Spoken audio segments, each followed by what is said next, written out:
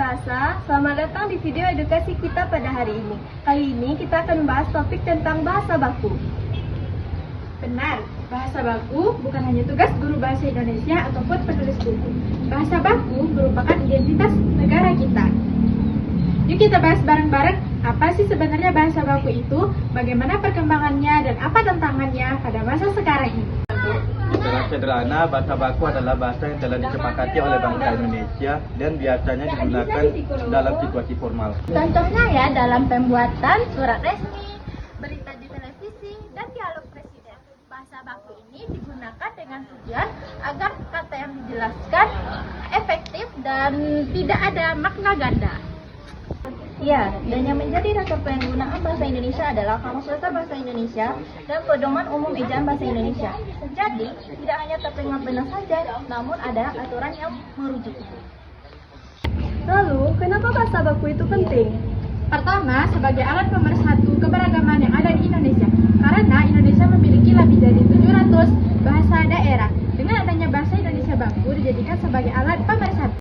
Kedua, memberikan kepastian makna. Dalam dokumen hukum dan pembelajaran di sekolah, penggunaan bahasa baku menghindari multitafsir. Dan jangan lupa, bahasa baku merupakan cerminan profesionalitas. Menulis surat lamaran kerja dalam bahasa baku menunjukkan bahwa kita paham akan konteks formal. Oke, sekarang kita membahas perkembangan bahasa baku. Bahasa Indonesia sebagai bahasa resmi kan baru dimulai sejak Sumpah Pemuda tahun 1928 ya.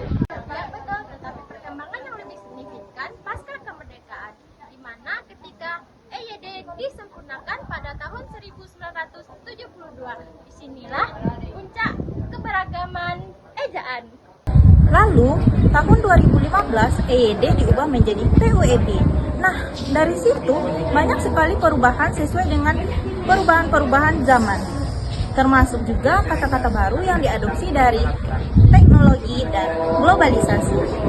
Ya benar, kata seperti unggah, gawe, dan surel merupakan modernisasi istilah agar tetap sesuai dengan bahasa baku Indonesia.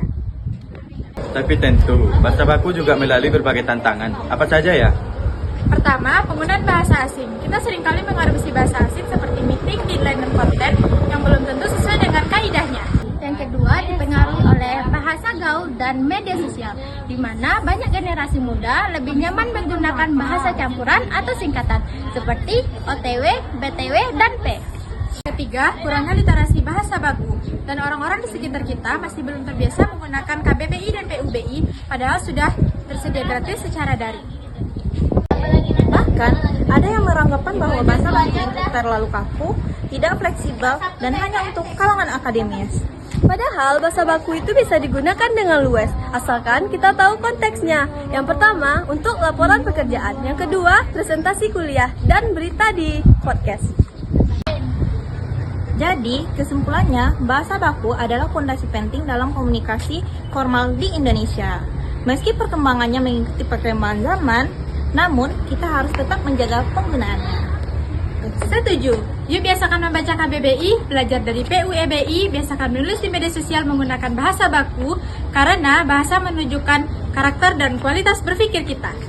Terima kasih telah menyaksikan video ini, semoga bermanfaat.